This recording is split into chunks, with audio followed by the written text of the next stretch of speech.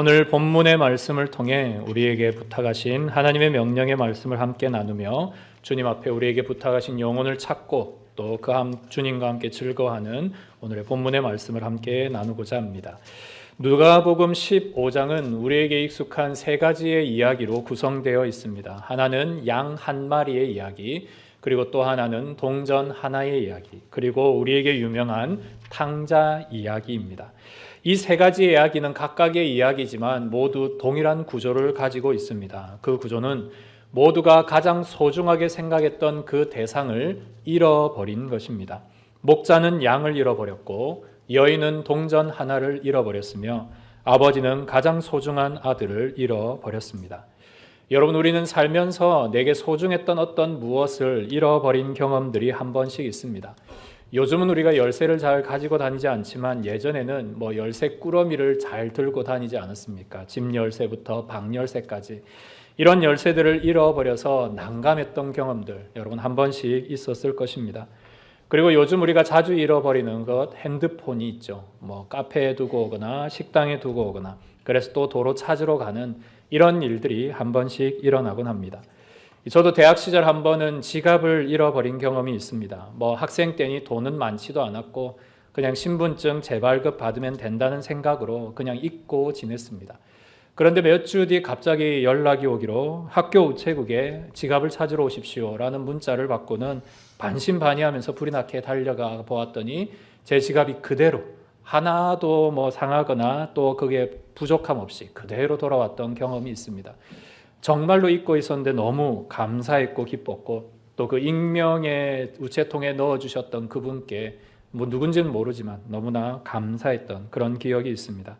여러분, 우리는 이렇게 살면서 우리가 소중하게 생각했던 무언가를 잃어버린 경험이 있습니다. 핸드폰이나 지갑이나 열쇠나 심지어는 내가 정말로 소중하게 갖고 왔던 건강도 한 번씩은 잃어볼 때가 있습니다. 또 어떤 것들은 내가 잃어버리고 나서 그것을 완전히 잊고 지내는 것이 있는가 하면 반대로 잃어버렸던 것을 찾음으로 내게 큰 기쁨을 안겨준 것도 있습니다. 그런데 우리가 오늘 누가복음 15장을 보면서 한 가지 고민이 드는 것이 있는데요. 그것은 바로 우리가 영혼을 잃어버린 경험이 없다라는 바로 이 사실입니다. 뭔가 물건을 잃어버린 경험들은 있는데 영혼을 잃어버린 경험, 오늘 본문에 있는 이야기처럼 자기의 자녀를 잃어버린 경험, 이런 경험들은 거의 전무하게 없습니다. 그러다 보니 오늘 우리가 하나님의 영혼을 구원하는 일, 영혼을 잃어버린 적이 없기에 영혼을 구원하고 영혼을 전도하는 일이 그렇게 쉽지만은 않습니다. 하지만 오늘 우리가 본문을 보며 한 가지 상상은 해볼 수 있습니다. 오늘 본문에 있는 이야기가 예수님께서 우리에게 들려주었던 비유의 이야기인 것처럼 여러분들에게도 이 상상의 이야기를 한번 머릿속에 떠올려 보십시오. 여러분에게 만약 지금 4살짜리 아이, 4살짜리 손자가 있다라고 한번 생각을 해보겠습니다. 이 아이를 데리고 정말 놀고 싶어서 놀이동산에 갔는데 그만 아이를 잃어버리고 말았습니다. 나는 신앙이 있어서 나는 그냥 의자에 고스란히 앉아 그냥 고상한 마음으로 하나님, 아이를 빨리 찾게 해주시고 이 아이가 빨리 돌아오게 해주시고 지켜주십시오. 여러분, 그렇게 앉아서 기도할 부모, 할아버지, 할머니가 있겠습니까? 없을 겁니다. 정말로 이전과는 다른, 평상시와는 다른, 완전히 다른 사람으로 소리를 고래고래 지르며 아이의 이름을 부르고 다닐 것이고 한 사람 한 사람 만나 아이를 보았는지 물을 것입니다. 사무실에 찾아가 CCTV를 틀어보며 아이를 찾아내라고 그렇게 울부짖을 것이고요. 그렇게 또 뛰쳐나가 숨이 헐떡이도록 아이를 찾으려고 애를 쓸 것입니다. 오늘 이게 우리가 갖기를 원하는 간절함입니다. 이런 상황에서 이런 간절함이 없는 부모, 이런 없는 할아버지 할머니가 어디 있겠습니까? 이런 상황이 되면 우리의 간절함은 아주 저절로 나오게 됩니다. 그래서 오늘 우리가 이 말씀을 시작하면서 첫 번째로 우리가 갖고자 하는 것이 주님께로부터 오는 이러한 간절함, 영혼을 향한 간절함입니다. 비록 우리의 삶에는 영혼을 잃어버린 경험도 그 영혼에 대한 간절함도 부족할 수도 있고 혹여 없을 수도 있지만 우리가 한번 떠올리기를 원하는 것은 바로 하나님께서 영혼을 얼마나 소중하게 생각하시는지에 대한 그 간절함을 기억해 보자는 것입니다.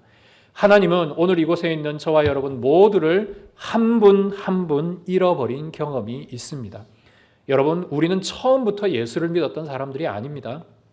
우리는 태어나서 부모님을 손을 통해, 친구들을 통해, 이웃을 통해 이 자리에 한 분 한 분 앉아 있게 되었습니다. 우리 역시 하나님을 몰랐던 존재였고 예수님의 은혜를 몰랐습니다. 하지만 우리가 말씀을 듣고 찬양을 하며 기도를 하면서 예수 그리스도를 받아들이고 그분의 간절함을 깨닫게 되고 그분께서 우리를 위해 놀라운 희생을 하셨다라는 사실을 우리는 믿음으로 알게 되었습니다. 그래서 거기에 대한 간절함이 생긴 것이지, 우리가 처음부터 간절함을 가졌던 분들은 여기에 아무도 안 계실 것입니다. 성경을 보면 하나님께서 인간을 너무 사랑하셨죠. 그래서 그 인간을 위해 에덴을 지으시고 생육하고 번성하고 충만하고 정복하라는 위대한 명령과 권세들을 주셨습니다. 하나님과 영원토록 교제할 수 있도록 아담과 하와를 그런 영생의 존재로 만드시고 그런 사람과 함께 영원토록 살기를 원하셨던 분이 하나님이십니다.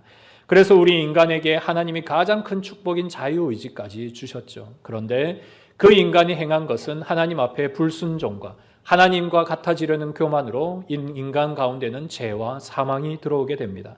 결국 이 죄와 사망의 결과는 하나님과의 영원한 단절이었습니다.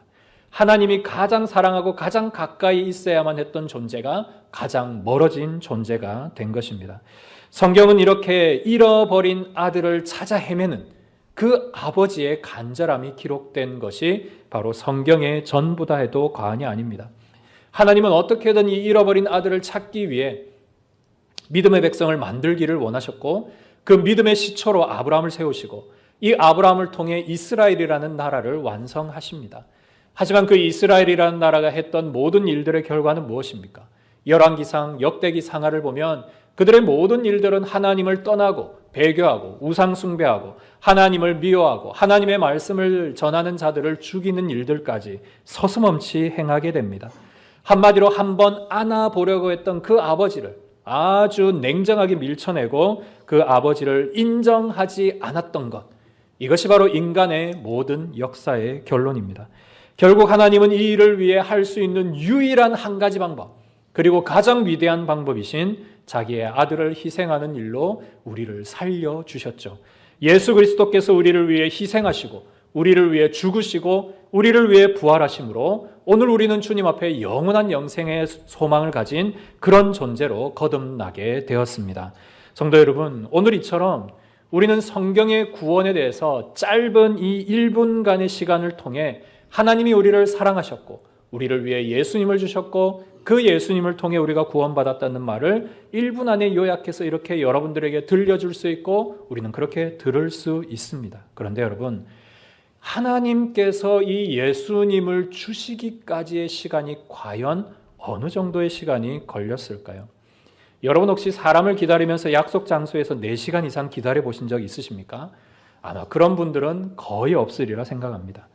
어떤 한 가지 일에 도전하기 위해 내 모든 시간과 에너지를 4년 넘게 이렇게 준비해 보신 그런 경험들은 있으십니까?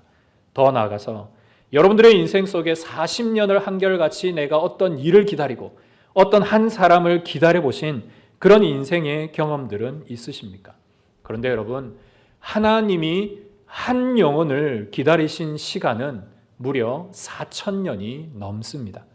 하나님께서 아브라함을 보내시고 그 아브라함을 통해 이스라엘을 만드시고 그리고 예수님을 보내어 주시기까지의 모든 시간이 4,000년이 넘습니다. 게다가 오늘 우리가 작정한 오이코스를 기다리시는 하나님의 시간은 과연 어느 정도의 시간이 걸렸을까요? 예수님이 오신 이에 2000년이 지난 이 시간, 2026년의 이 시간은 하나님께서 이 영혼을 향한 간절함으로 기다린 시간이 무려 6,000년이 넘습니다. 그 6,000년 동안 한 사람을 기다리신 하나님의 마음, 우리가 과연 헤아릴 수 있겠습니까? 그래서 여러분, 오늘 우리가 함께 기도하고자 하는 기도의 제목이 이것입니다. 하나님, 오늘 내게도 그 주님의 마음을 주십시오. 오늘 내게도 내 오이코스를 기다리시는 6,000년 동안의 하나님의 기다림의 마음을 내게도 주십시오. 하나님, 그 하나님께서 이 영혼을 향한 그 간절한 눈, 이 영혼을 향한 그 애달픈 마음, 그 마음을 내게도 느끼게 해 주십시오. 우리가 이렇게 기도하고 그 하나님의 마음을 함께 헤아려 하는 은혜의 시간이 되기를 소망합니다. 이런 간절함, 우리에만 있었던 것이 아닙니다. 19세기의 유명한 설교자였던 스펄전 목사님, 정말로 영국의 대부흥을 이뤄냈던 이 목사님에게도 이런 마음이 있었습니다. 이 스펄전 목사님은 20대 초반에 이미 부흥 강사로 영국 전역의 유명한 강사로 쓰임을 받고 있었습니다. 하지만 이 스펄전 목사님의 마음속에는 내가 어떻게 하면 하나님의 간절한 마음을 가지고 더 열심으로 설교할까? 내 설교를 통해 하나님의 어떤 그 간절한 마음이 전달될 수 있을까? 이것을 늘 고민하며 기도하며 이 마음 가운데 고심하고 있었습니다. 그런데 어느 날 1856년 10월 19일 오늘처럼 이런 주일 아침 한 음악당 안에서 많은 성도들이 모였습니다. 많은 사람들이 스펄전 목사님의 설교를 듣기 위해 모였습니다. 무려 만여 명의 사람들이 몰렸습니다. 정말로 이 자리에 빈틈이 없이 모여있는 그 공간 속에 예배가 무르익고 설교가 하나님의 앞에 강력하게 선포되는 그 시간에 저 뒷자리에 앉아있는 누군가가 불이야라고 외친 겁니다. 그게 사실이었는지 아닌지는 아직은 잘 모르지만 어쨌든 불이야를 외쳤습니다. 그러자 온 음악당이 삽시간에 혼잡하면서 아수라장이 되고 그 과정에서 사람들이 나가다가 그만 압사사고가 발생하고 말았습니다. 이때 압사당한 사람이 여러 명이 사망했고 10여 명이 넘는 사람들이 부상을 당하는 그런 끔찍한 대참사가 일어났습니다. 이 충격으로 스펄전 목사님이 22살부터 27살까지 5년 동안 깊은 우울증에 빠집니다. 그리고 설교단에 서기 어려울 만큼 큰 트라우마를 겪습니다. 여러분 그렇지 않겠습니까? 예배를 드리는 그 공간에서 하나님의 말씀이 선포되는 그 은혜의 자리에서 성도들이 죽게 되는 일들이 일어났다는 사실, 이것이 자기에게 얼마나 큰 트라우마고 충격이 되었겠습니까? 그런데 이 5년의 시간 동안 이 스펄전 목사님이 그 시간을 견뎌내고 인내하고 말씀으로 기도하면서 이것을 결국은 겪고 일어나게 됩니다. 그리고부터는 그의 설교가 180도 달라집니다. 그 이전에도 능력이 있었던 부흥 강사였지만 그의 설교에는 오직 교리가 아닌 생존의 문제로 바뀌게 되었습니다. 내가 오늘 전하는 설교가 이들에게 마지막일 수 있다. 그들이 오늘 이 말씀을 듣고 회개하는 것이 이들에게 마지막일 수 있다. 이들이 오늘 사냐 죽느냐는 내 오늘 설교에 달려있다. 그리고 이 말씀을 통해 우리는 같이 살아야 된다. 이런 생존의 문제로 그가 복음을 전하기 시작하자 엄청난 폭발적인 영향력이 일어났습니다. 스펄전의 목사님의 설교에는 절박함이 묻어 있었고 하나님의 간절한 마음이 그대로 묻어났습니다. 결국 이 일로 말미암아 영국에 엄청난 대부흥이 일어났습니다. 여러분, 한 사람의 간절함입니다. 물론 그 과정은 가슴 아픈 과정입니다. 그렇지만 이런 과정의 일들 사도행전에도 있습니다. 사도 바울이 복음을 전할 때 청년 유두고가 떨어져 죽었죠. 하지만 하나님께서 은혜를 주셔서 그 아이를 살려주시고 그 지역에 놀라운 부흥을 일으키십니다. 이런 일들이 하나님의 역사가 지금도 끊임없이 일어나고 있습니다. 하나님의 미라를 통해, 하나님의 생명을 통해, 그 한 영혼에 대한 간절함을 통해 하나님께서 사람들을, 더 많은 사람들을 불러주시고 살려주시는 것입니다. 여러분, 이 은혜가 저와 여러분들에게도 함께 있기를 소망합니다. 물론 전도할 때 두려움이 있지요. 제가 지난주에 우리 교단이 발행하는 신문의 일면 사설을 보니 왜 오늘날 그리스도인들이 전도하기 어려운가? 가장 큰 1번 이유가 두려워서, 용기가 부족해서라고 말합니다. 그럴 수 있습니다. 왜냐하면 해보지도 않았고 이런 영혼을 대한 잃어버린 경험도 없고 이 영혼에 대한 간절함도 없는데 전도는 해야 되겠고 하다 보니 지치고 한두 번 했는데 실패당하고 거절당하고 어렵지요. 힘들고 여러 두려움과 용기가 없는 것 당연한 겁니다. 그래서 오늘 우리가 기도하기를 원하는 것이 하나님, 내가 그 아이를 잃어버린 간절함을 내게 하나님께서 주신다면, 그 영혼을 향한 간절함을 주신다면 내가 그 간절함으로 전도하기를 원합니다. 그 마음으로 여러분들이 함께 기도하고 우리가 함께 전도해 보자는 것입니다. 그리고 오늘 이 자리에 있는 우리 성도님들 중에 내 사랑하는 남편을 위해 기도하시는 분들, 내 사랑하는 자녀를 위해 기도하시는 분들, 아직도 믿지 않는 부모님을 위해 기도하시는 분들에게 제가 감히 이런 기도를 해보시라 말씀을 드리고 싶습니다. 하나님, 내 사랑하는 남편과 자녀가 지옥에 있는 것을 보게 해 주십시오. 하나님, 여전히 내 부모님 믿지 않고 예수님을 거절하고 있는데 하나님, 예수님이 계시지 않는 그 지옥에 내 부모님이 계신 걸 보여주십시오. 제가 아직 간절함이 없습니다, 하나님. 그래서 내게 아직도 영혼을 살리는 일에 체면 차리고 있고 아직도 용기가 부족해서 다가가지 못하고 있는데 하나님, 내게 용기도 주시고 힘도 주시고 은혜도 주시고 무엇보다 주님의 간절한 마음, 내 사랑하는 가족을 살리고자 하는 그 마음 주셔서 이들을 구원할 수 있도록 하나님 내게 힘을 한번 주십시오. 여러분 그렇게 한번 기도하시고 일어나는 역사가 있기를 소망합니다. 그렇게 기도하는 여러분들에게 가족 구원의 역사가 일어날 줄 믿습니다. 그래서 여러분 기도하셔야 됩니다. 우리가 지난 한 주간 1분 기도하시자고 했지 않습니까? 1분 하셨습니까, 여러분? 기도하셔야 됩니다. 우리가 영혼에 대한 기도하지 않고 영혼의 그 성벽이 절대 무너지지 않습니다. 한 사람의 마음을 바꾸는 일이 여러분 결코 쉽지 않습니다. 여러분 분명히 도전했습니다. 여러분 예전에도 한 번, 두 번, 10번 했습니다. 그런데 여러분 지금부터 제가 드리는 한 에피소드를 들어보시면 내가 이제 얼마나 많은 도전이 필요한지를 여러분 깨닫게 될 겁니다. 제가 지난 한 주간 한 성도님의 간증을 듣게 되었는데요. 이분은 여러분들이 잘 아는 대기업, 우리나라의 가장 큰 대기업의 팀장으로 있는 분입니다. 그런데 이 박 팀장님은 팀장으로 있으면서 그 과정에서 정말 인생의 성공 가도를 달렸습니다. 대학도 잘 졸업했고 그 직장에서도 인정받으면서 팀장 위치까지 잘 올라갔습니다. 그런데 이분의 마음속에는 그 업무에 대한 스트레스, 내가 뭔가를 남겨야 된다는 스트레스, 그리고 이것에 대한 공허함, 뭔가를 이루었지만 내 마음 한가운데 텅 비어 있는 이 공허함.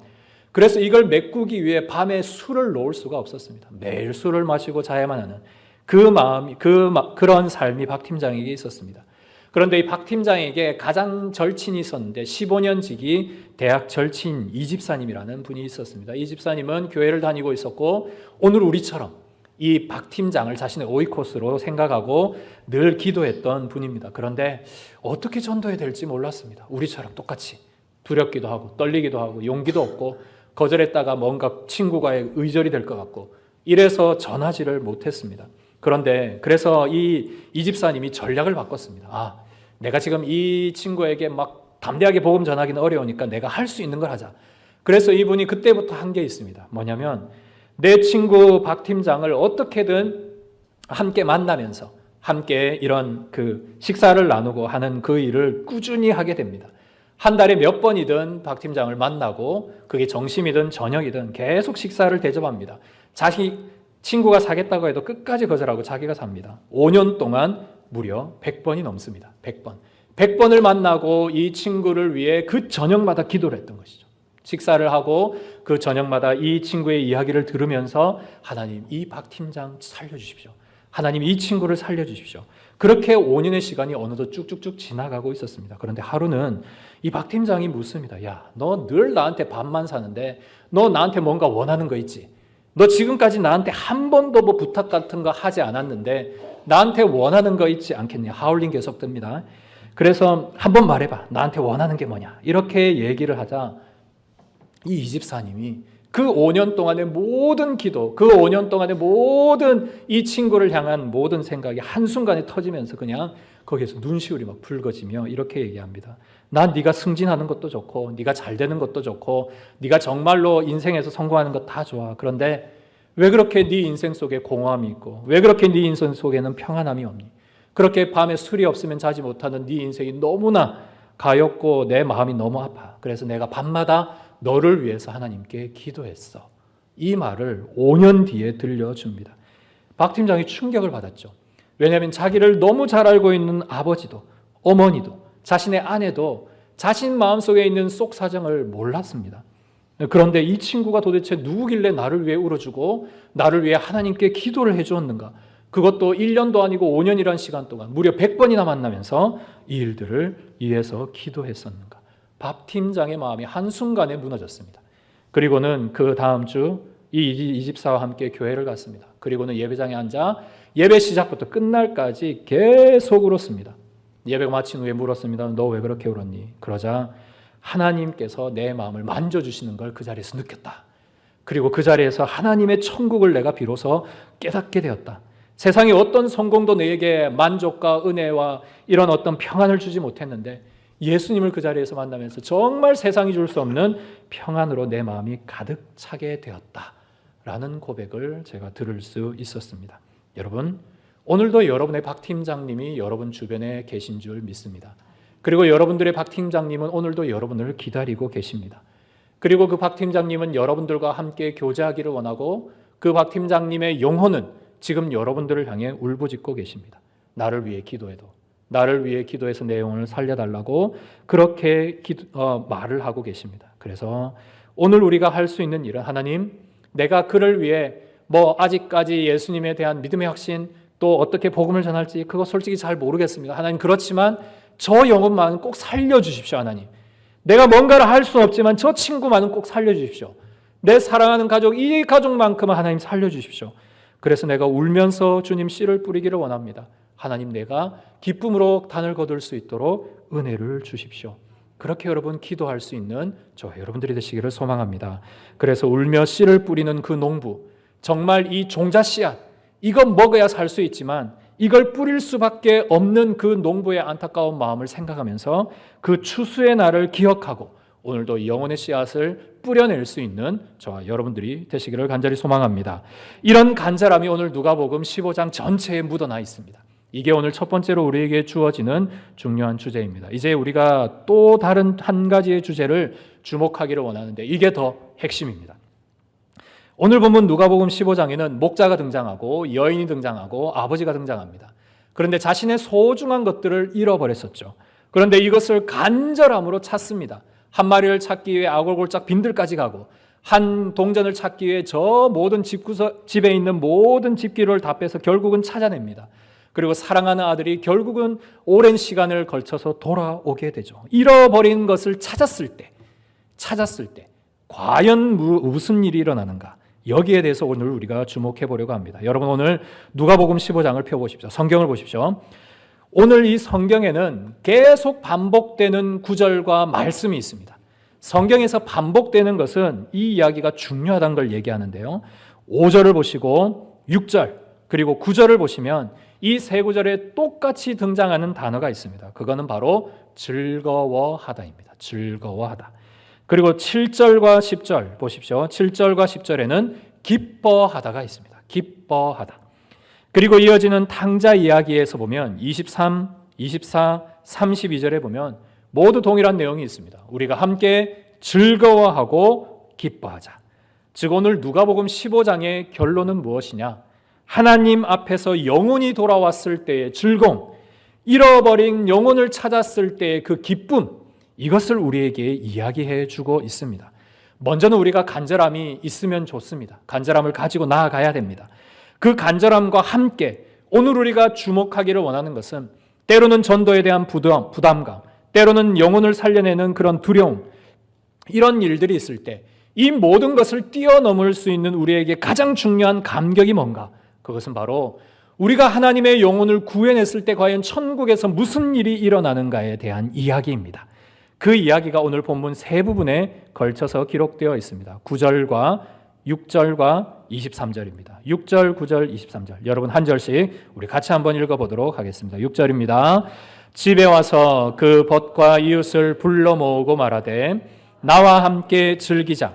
나의 잃은 양을 찾아내었노라 하니라. 9절입니다. 또 찾아낸즉 벗과 이웃을 불러 모으고 말하되 나와 함께 즐기자. 잃은 드라크마를 찾아내었노라 하리라. 23절. 그리고 살찐 송아지를 끌어다가 잡으라.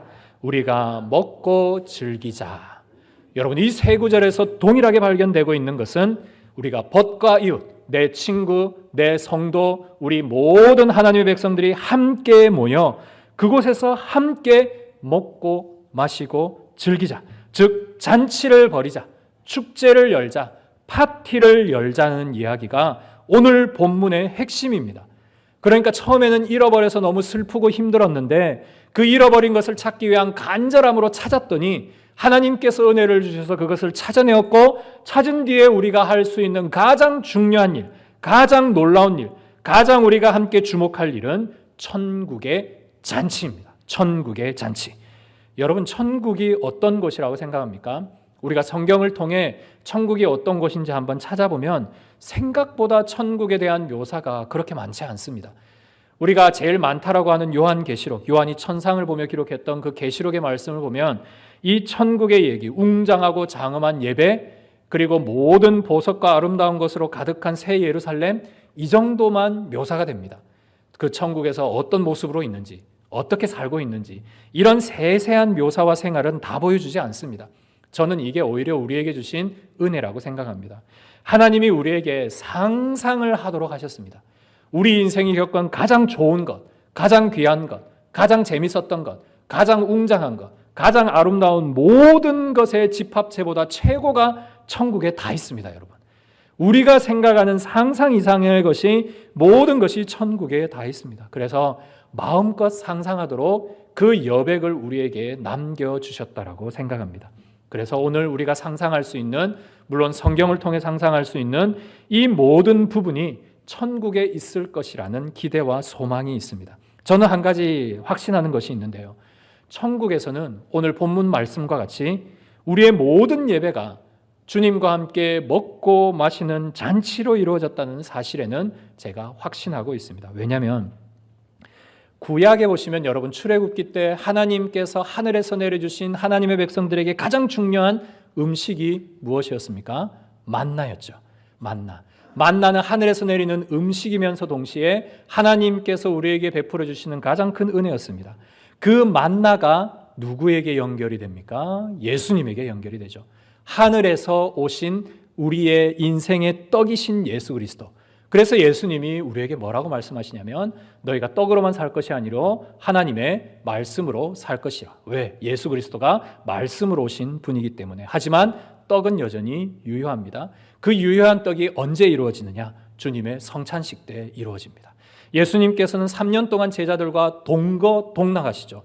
동거동락의 가장 중요한 것은 한 식구, 같은 밥을 먹고 함께 마시고 누리는 일입니다. 그래서 그 절정이 바로 예수님이 돌아가시기 전 성찬식에서 이루어지게 됩니다.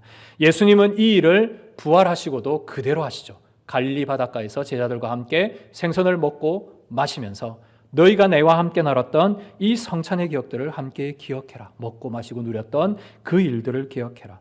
예수님의 첫 번째 기적이자 예수님의 첫 번째 사역, 가나의 혼인 잔치집에서 이루어졌습니다. 그리고 예수님께서 궁극적으로 저 천상에서 이루시기를 원하는 계시록에 이루어졌던 그 예배, 바로 어린 양의 혼인 잔치입니다. 모든 예수님의 사역의 시작과 모든 예수님의 사역의 끝은 잔치로 이루어져 있습니다. 창세기 때 동산 중앙에는 두 그루의 나무가 있었죠. 하나는 선악을 알게 하는 나무, 하나는 생명나무. 그런데 계시록의 말씀에 보면 우리가 천상에서는 더 이상 선악을 알게 하는 나무는 존재하지 않습니다. 생명나무만 있죠. 그리고 그 생명나무 열매를 통해 천국에 있는 모든 백성들이 영생을 누리게 됩니다. 여러분, 이 모든 걸 종합하면 어떻게 되냐면 하나님께서 우리 인간에게 생육하고 번성하고 충만하고 정복하고 모든 세상의 것을 먹고 마시고 누리는 이 기쁨을 우리 인생 속에 다 주셨습니다, 여러분. 오늘도 우리가 살아가는 모든 일들에 이 먹고 마시는 기쁨이 적지 않게 큽니다. 그리고 예수님이 그걸 직접 보여주셨고 성경에도 이런 모든 잔치의 일들이 기록되어 있습니다. 그리고 오늘 누가복음에도 기록되어 있고요. 그래서 이 모든 것을 종합해 볼 때, 그리고 이 인생을 살았던 수많은 성도들이 궁극적으로 천국에서 가서 하나님의 놀라운 위로와 은혜를 받는 가장 중요한 일은 함께 먹고 마시고 축제를 벌이는 일입니다. 왜냐하면 이 땅에는 우리처럼 그래도 안정된 분위기 속에 신앙생활을 한 성도들도 천국에 가지만 여러분, 기근 때문에 태어난 지 얼마 안 돼 그렇게 죽는 아이도 있고요. 전쟁 때문에 그 폭격에 죽어가는 사람도 있습니다. 그리고 예수 믿는 것 때문에 핍박과 순교를 당하는 사람 오늘도 있습니다, 여러분. 그리고 질병과 장애를 안고 평생토록 그렇게 힘든 삶을 살아내었던 그리스도인들도 있습니다. 그분들이 천국에 가면 어떻게 될까요? 완전히 새로운 삶으로 변화됩니다. 그들이 겪을 수 없었던 인생의 큰 환희를 경험하게 됩니다. 더 이상 차별이 없고 더 이상 아픔이 없고 더 이상 장애가 없으며 모든 일에 완벽하고 모든 일에 하나님의 은혜와 평강과 위로가 가득한 곳, 그곳이 바로 여러분 우리가 가는 천국입니다. 거기에서 여러분 갓쓰고 우리가 양반다리하고 그냥 근엄하게 예배 드릴 것 같습니까? 저는 그렇지 않다고 생각합니다. 하나님이 그렇게 따분하신 분이 아니라고 생각합니다. 왜냐하면 천국의 예배는요, 성경에 기록된 수많은 사람들이 다 함께 예배를 드리고 있습니다. 우리가 찬양하면 생각나는 다윗, 저는 다윗이 거기에 성가 대장으로 있을 거라고 생각합니다. 그리고 핸델의 메시아, 이런 엄청난 음악들이 마구마구 울려 퍼지는 곳이 천국이라고 생각합니다. 미리암과 같이 하나님의 찬양에 춤추는 자들이 함께 나와 춤을 추고, 그리고 찬양되는 사부가 아니라 40부, 400부가 이루어지는 그런 엄청난 우레와 같은 소리들이 일어날 겁니다. 이 땅에 있었던 모든 악기들이 거기에 다 있을 거고요. 그런 엄청난 음악과 예배와 하나님의 존재가 있는 그곳에 우리가 그냥 근엄하게 예배를 드릴 수 있을까요? 그렇지 않을 겁니다. 하나님의 모든 천상의 예배는 잔치요, 기쁨이요, 환희의 순간일 겁니다. 그 예배 한복판에 예수님이 서 계시고요. 그 예수님께서 오늘 이렇게 얘기합니다. 오늘 우리 이 천국에 새 가족으로 등록한 사람이 있다. 오늘 이 천국에 새롭게 온 오이코스가 있다. 내가 그를 소개해 주겠다. 라고 그 사람의 이름을 한 명 한 명 부른다라고 생각해 보십시오.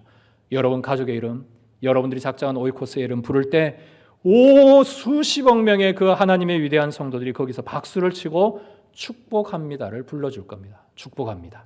주님의 이름으로 축복합니다. 그렇게 성대한 축제가 열립니다. 오늘 본문 10절에도 그게 기록되어 있습니다. 하나님의 사자들이 그 앞에서 기쁨을 누린다. 그리고 그 앞에서 춤을 춘다. 천사들이 함께 나와서 춤추고 예배하는 것이 천국의 예배입니다. 여러분, 우리가 상상하는 것만 해도 얼마나 벅찹니까?